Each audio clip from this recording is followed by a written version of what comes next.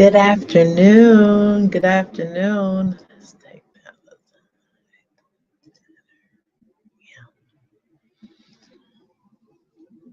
Hey, hey, welcome, welcome. Good afternoon, everybody. Wanted to jump on really fast. I want to update my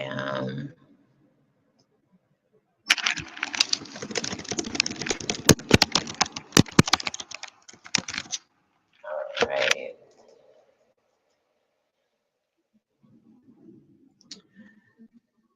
Good day, good day, good day. How's everybody doing? Y'all all right? I wanted to hop on here really fast to see if I can get some people to join me.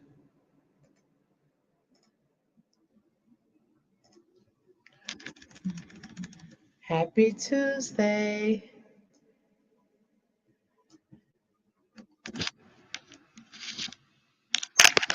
Happy Tuesday, y'all. Just want to jump on really fast. How's everybody doing? Let me know when you are here. Just say, I'm here. I'm here.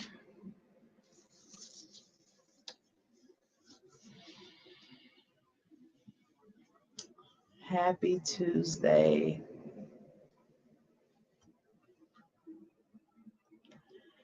I wanted to jump on and continue the conversation that I started a few weeks ago, a week and a half ago now, I think, about money. And really, what I realized is I have fallen into a conversation, a much needed conversation, and I would like to continue the momentum here. Hello, hello, hello, hello, hello. Let me know that y'all here.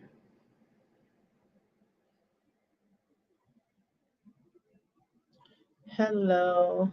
Mm. I see like three people are watching, but you haven't identified yourself. You don't have to, but I mean, when you come into somebody's house and space, you typically say hi, hello, unless you're watching and you're doing some spying kind of stuff. Hmm. Hey, y'all, what's up? What is up? I want to jump on here. Jump on here really fast. Hey, Erica, what's up? Dr. Erica Counts. Was you spying? Didn't let nobody know you was here? What's up, girl? Hello, hello, hello. Just wanted to jump on real fast. I got some things to say, but I also got some things to do. I'm in between clients. So this ain't gonna be long. Oh, you driving? Okay. Well, you gotta stay focused. Keep your eyes on the road. Who else in here? Gonna jump on. Those who can, if you would share this live, just gonna have a conversation with y'all. I just want to talk a little bit, share a little bit. Okay. All right. If you did not attend my meditation this morning, please go back and check it out on YouTube or on Facebook. Um, my YouTube page is the Oasis Sanctuary LLC, and my YouTube or my Facebook page is just Sarah Glover Doolin, I believe it is. Yeah. Okay, so here's what I wanted to do. I wanted to get on and have this conversation because I have like this soul nudge based on the conversations that I've continued or initiated a few weeks back about an encounter I had with doing an event being asked to do an event and what that kind of brought up out of me. So the last week and a half or so, I have been so intentional about listening to what's happening on the inside of my head, my mind, and my heart when stuff come up, particularly around money, And so I just kind of want to talk about that. And I first want to start off by saying this. I want to start off with a powerful grounding affirmation. Okay. If you can, I want you to just close your eyes or take a low gaze looking down at your nose. And I want you to affirm with me first, taking a breath in and out. And affirm with me, I take back the power. I take back the power that I utilized foolishly, unconsciously around money and around abundance. And then affirm, I forgive myself and I embrace this new journey and awareness. And then inhale and exhale. Just settle in that affirmation.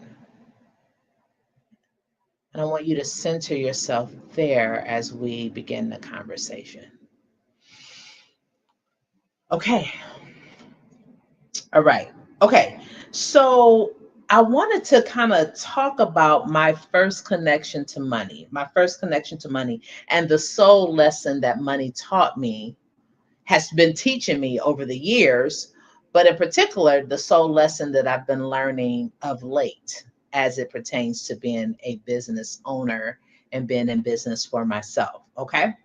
So, my first encounter with money, first connection to money, I remember I was probably 11 or 12 years old, and I had inquired of my parents. I wanted some designer tennis shoes, gym shoes. I called them gym shoes. Gym shoes. For those that don't know, I'm born and raised from Detroit, Michigan. And when I was growing up in school, these tennis shoes, that was a thing, like Adidas and Puma and all of the different things. And I think I wanted some Puma. It was Puma. I wanted some Puma. And I remember asking my mom and my dad about getting me some Pumas. And initially, my father told me to ask my mother. That was always a thing. My dad would always be like, anything I wanted, I had to ask my mom. And my mom's answer usually was always no. So I already knew it was. But I went to her. She said no. But then I caught myself going back to him. And he said to me, no, we really can't afford that. Okay. So I remember that. Okay. So that was my first connection to money, right? My first, I think, even understanding of money as a form of exchange. Okay. Uh, okay. So that happened. So when I was told no, that they could not afford it, I stopped asking for things. I stopped asking for things. All right. So what happened as I continued to down my journey and stop asking for things, I began to say to myself, the only way that I'll get things is if I get my own money, if I get a job. So 16 years old, 14, 15 years old, I applied for a job at the movie theater downtown Detroit. And actually, my aunt one of my aunts was a hookup and got me this job, and I started working. So that ended up being my second like connection or encounter with money, right? That now I'm seeing that in order for me to get it, that I had to work for it. Okay. So let's just stop with those first two encounters and connections with money. All right. Um, I realized as an adult that those encounters limited my understanding of, first of all, of money, but even more importantly and deeper than that, there is this conditioning that was attached to it, this underlining core belief that I began to kind of build my life upon. Okay. So this belief was not empowering, it was limiting. And what do you think maybe I learned from the first encounter and the second encounter as it pertains to money? Mm, Maybe in the first encounter, that I'll never be able to afford the finer things. And maybe in the second encounter, if I work hard enough, I'll get it. Right? Okay. So think about those encounters that maybe you've had with money, your first connection to money. And tell me in the chat what you recall, what story you recall, what instance or incident situation you recall as it pertains to money. What was your first encounter connection? Because whatever that encounter was, I almost can guarantee we can trace back a core belief and even an emotion or a feeling in your body about money that might be a bit uncomfortable. So let's see if someone can share. Erica, I don't want you to share anything with you driving. But if someone out there wants to just drop in the chat really fast. First encounter.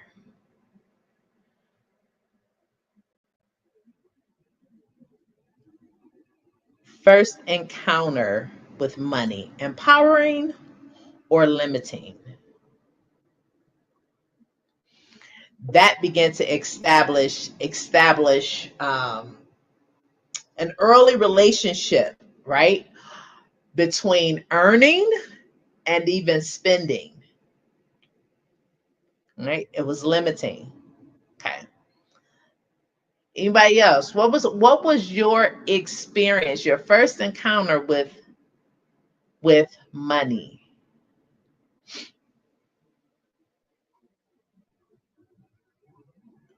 First encounter, empowering or limiting? And if you grew up a lot of Black homes, we were taught to work very hard. I think we also were taught if we work hard, we would get what we worked hard for. But later in life, learned that that wasn't always the case as it pertains to even, yeah, as it pertains to our money. That sometimes for sundry reasons, right? We get that's a whole nother conversation, that you can work hard and still not get the money because you might not understand or get ascertain wealth because you may not even understand fundamentally what money is and what money is not. Hey, Dr. Constance. Hey, Stacy. Hey. Okay. So, Erica, you were taught to be independent and self-reliant in it. Okay. And so if a person is taught to be self-reliant, independent as it pertains to money, how might that get in the way of you receiving what's yours and dancing with money as a sacred currency or as an energy?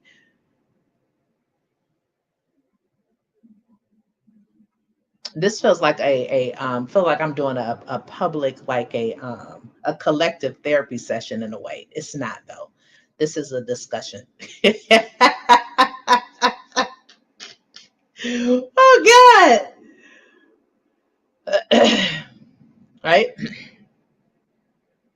Listen, Money has no assignment and no consciousness until you give it one. And if the assignment of money and the consciousness of money has been built on a limiting belief or a negative experience, then that is the condition by which money relates to you. Does that make sense?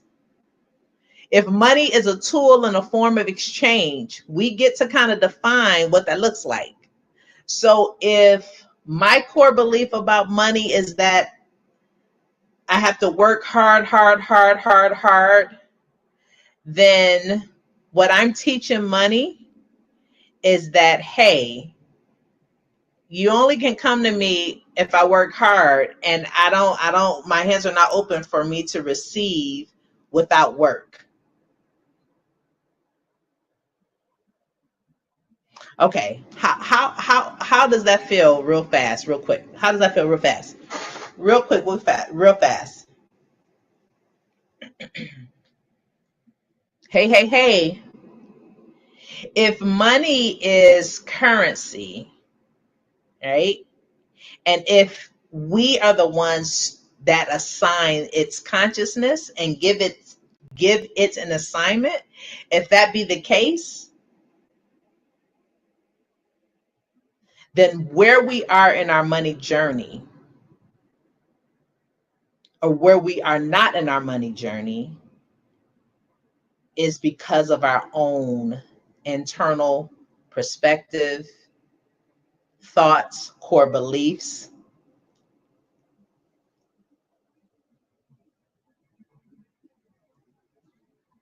Come. Now, I don't want us to think that it's all about money, because it's not, because money is one form of exchange. But I do think if we can change how we view money, we can change how we view other things, other exchanges that connect us to wealth, like access and resources. Does that make sense? Money is our first encounter with scarcity, or understanding scarcity.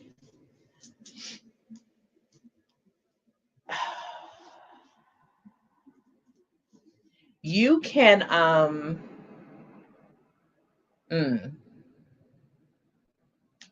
me see what it says. It has been in my thoughts and beliefs. Money equated, triggered the memory of your mother transitioning. That's very interesting.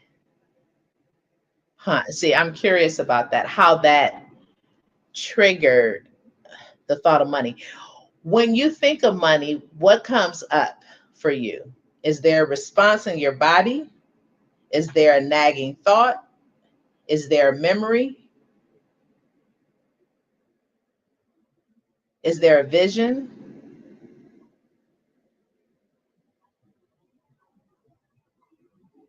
That belief limits our access. Yes. My last words to her was, I want some money too. That were okay. Okay. Okay. So we place tremendous value on money, while also at the same time, our relationship with money tends to be distorted, tends to be unhealthy, tends to be toxic, tends to be limiting.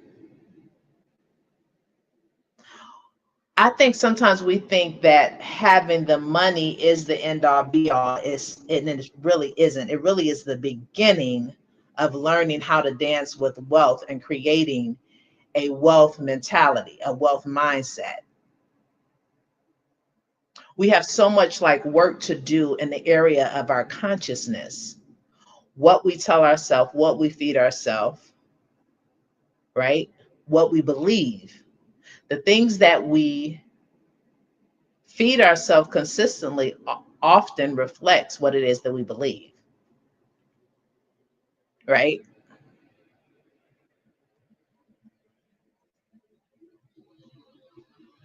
Okay, what are y'all thinking in the chat? I have my notes here. For me, money, the thought of money used to make me afraid, scared, out of my mind.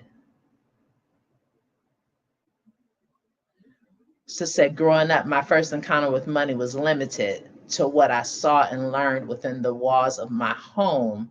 Yet, even within those boundaries, we are taught to believe that more, you were taught to believe that more was possible. That's great. That's great. Not everybody has that story. That's great. The past thoughts was that money will take care of it. Right. Okay. So that's key. So if I have a core belief that money will take care of everything and I have none, or I don't see how I'm able to get any, then what does that do to your mental health? What does that do to your ability to receive? What does that do to your ability to produce? What does that do to your ability to even be hopeful?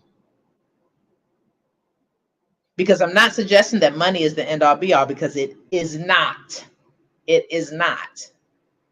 But it is, I believe, the beginning point of us correcting our wealth mentality. And if we're pursuing business, if we're pursuing investments, if we're pursuing all of these things, we have to look at what our core belief systems are and what our relationship first is to scarcity, to money, because ultimately this goes back to, I talked about, for me, I can't afford it, or I'm not worthy of affording it, or in order for me to get it, I have to work for it. Yes, our mind does that, and this is what we're talking about. Our mind has to change. This whole mind detox, this mind shift requires that we go back first and look at the initial connection, the initial relationship that we have to it. Because if we can look and identify where the seed was planted, that's where we can dig up and begin to uproot and begin to plant and believe something different. Yes. And then what happens when, when you're stressed, even somatically and physically, you shut down. You're not able to produce anyway. Right? So yes, this is, we're talking about, have you ever encountered someone who seemed to be stuck when it comes to certain conversations? I have found more people when it comes to conversations around the acquisition of money, things, material things. There's a lot of self-talk. There's a lot of self-talk. There's a lot of like trauma. There's a lot of core beliefs that we've taken. And let me say this, there's also some generational imprints that are not ours. Some generational imprints that we can extend gratitude for. Yes, hard work ethic. Yes, thank you, Grandma. Thank you. And at the same time, that imprint is not serving us, serving you. When you're trying to posture yourself to receive more and posture yourself to see money as a sacred energy that you assign consciousness to, you give it an assignment. Does that make sense? Because I'm not talking about worshiping money. That's not what I'm talking about. I'm really talking about shifting and changing how you perceive and how you understand your relationship to money and your relationship um, with the things that you've been conditioned to believe. And some of the stuff, once again, have been like imprints. And the reason why I asked about your first connection, because that first connection is typically family. So it's a family imprint, right?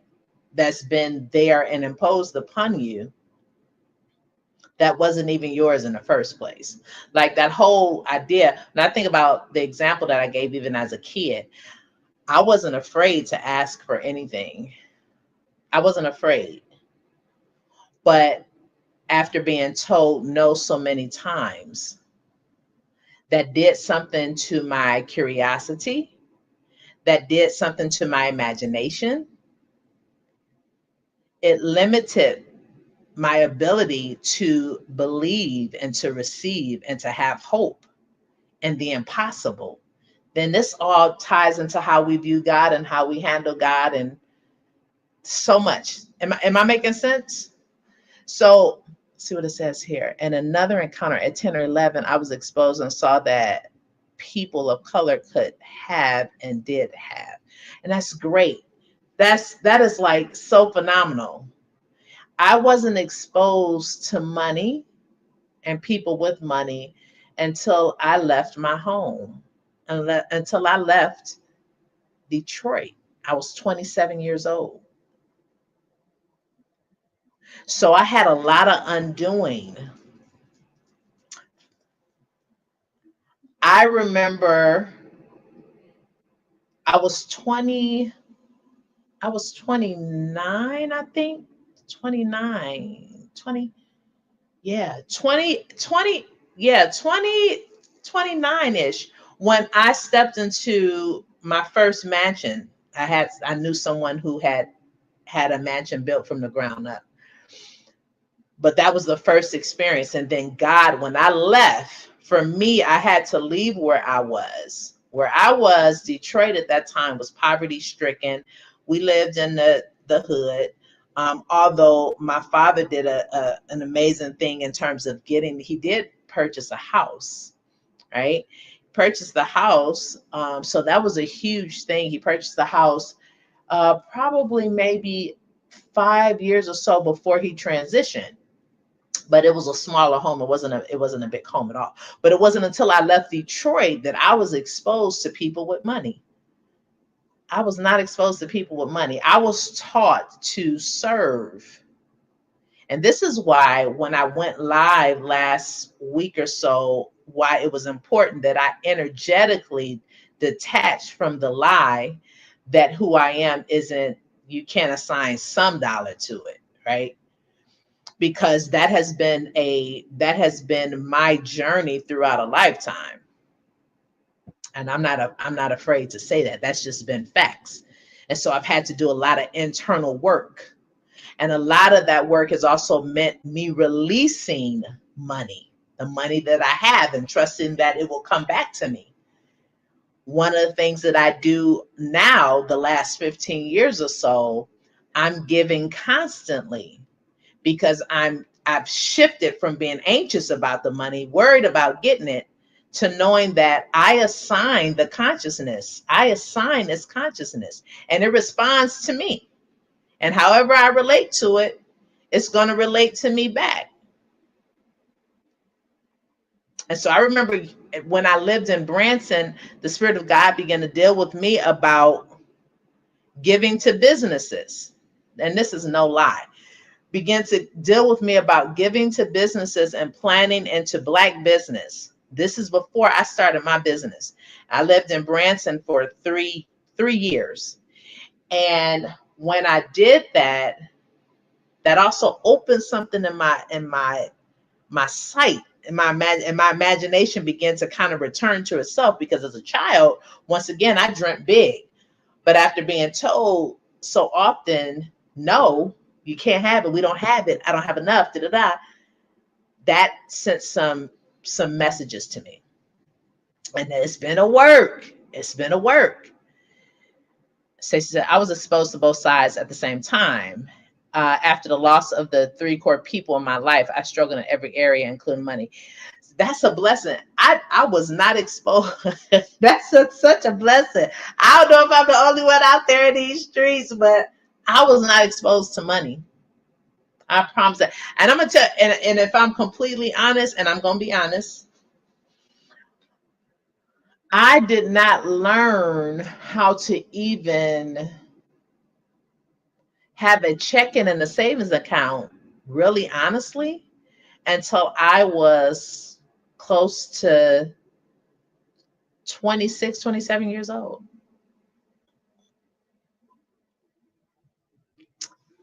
I didn't have a savings account. I didn't grow up with that.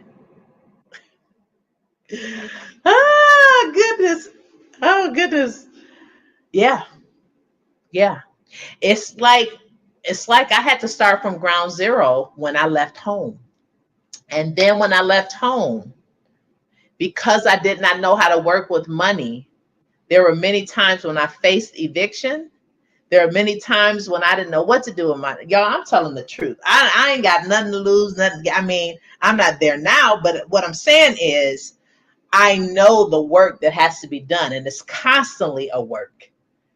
And I've done a lot of work to get to where I am now, but I wasn't, I had to make a decision to be exposed to something different. And for me, that meant leaving my home in Detroit. I haven't lived home in 28 years now, but I had to leave home for me to be exposed to bigger, for me to be exposed to the vastness of wealth and money and influence and access.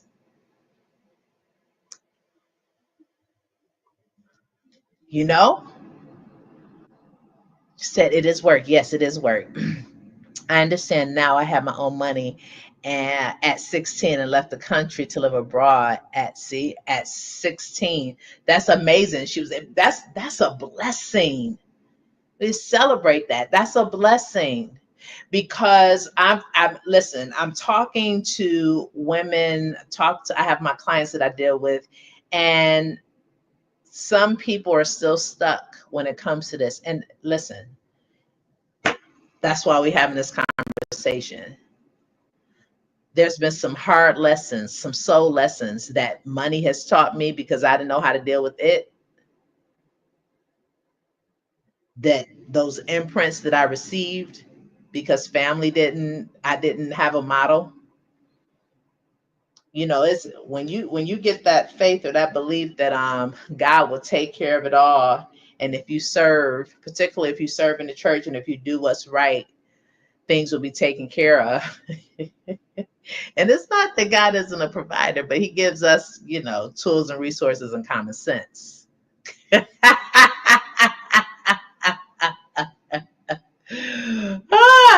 I making sense? Okay. I'm getting ready to get off. So this is what I want. This is what I want you to ask yourself. This is what I want you to ask yourself.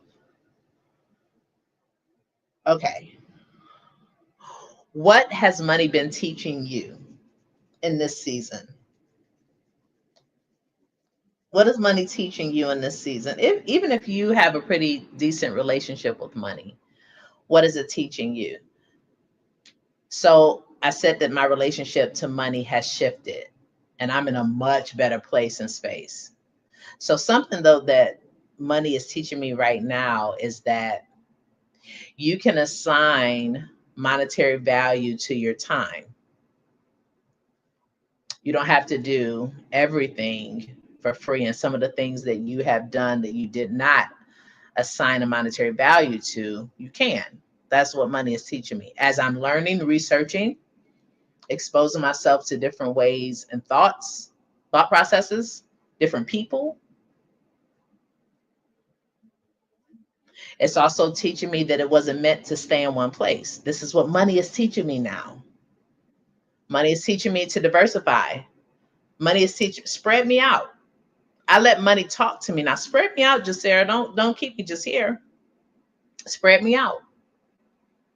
I'm to be invested. Spread me out. So I want you to ask yourself, what is money teaching you right here, right now? What's been your response? What's the soul lesson? Okay. All right. Okay. I'm getting off of here. I want to make sure I'm not missing something. Oh. The other thing I want to say this. The other thing money is teaching me. Money is teaching me not to make decisions based off of desperation. You see a need, you know you need something. No. Money is teaching me to wait and to weigh the options. Listen, y'all. Listen. It's the impoverished scarcity mindset that says I have to purchase now or it's not going to come back. Listen. Listen. Woohoo! Listen. Listen. No, don't do it. Don't do it. Don't do it. Don't do it. Don't do it. Don't compare yourself to what other people have. You don't know people's story, first of all. God Almighty. If we could just, you don't know people's story, you don't know their journey, you don't know their level of sacrifice. Don't y'all let anxiety, comparison, impatience drive you in a hole that you're going to struggle to get out of later. Don't do it. To say this is a big one, patience with money. Yes. Dr. Constance says, I'm learning that I am to buy legacy and build legacy wealth. And it is not just money, correct, but wealth. And it's in a lot of areas, correct. When you can get this lesson first, then you can begin to branch out into other ways and other means of accumulating and building wealth.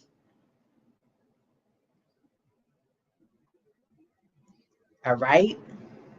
Okay. I think I'm done. Let me just make sure.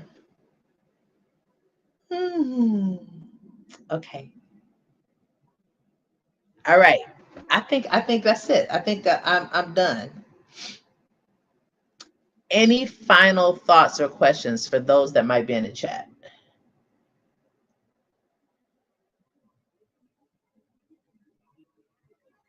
Okay. You have to become a steward of your relationship to money. You have to become a steward of it. Don't shy away from it. Lean into it. Some of us, when I say some of us, I'm including us in this journey because we collective. Some of us need to take a hard look at our credit and examine what's there. I know that credit means something different here in the States versus other places. I get it. But the only way that you're going to change some things is to face where you are. Some of us need to look at our budget. I know someplace, an area where I put a lot of money I don't need to. And really, before I got married, I used to eat out a lot. But my hubby does a great job cooking. We both cook, but I used to eat out a lot of money there. Look at your money, y'all. Look at what's there. Okay? Face what you need to face. Face it with grace, compassion, and empathy, but face it because that is the portal of change and transformation. You cannot change and transmute if you don't face where you really are. Okay? All right. Okay. I love y'all. I thank y'all. It was so good being here in the midst. Thank y'all for obliging me. Thank y'all for loving and accepting me. All right. Do me a favor. I want y'all to share this. I want to continue to talk about it. I want to continue to talk about it. Right? Everybody's in different places. But when it comes to this money journey, I have so much to say. Such a story. And I didn't realize it. I didn't realize it until the other night, the other week. I really didn't realize it. I'm going to talk about it. Okay. All right. I love y'all. See you next time. Be good to yourself, love on yourself, and peace and blessings. Mwah.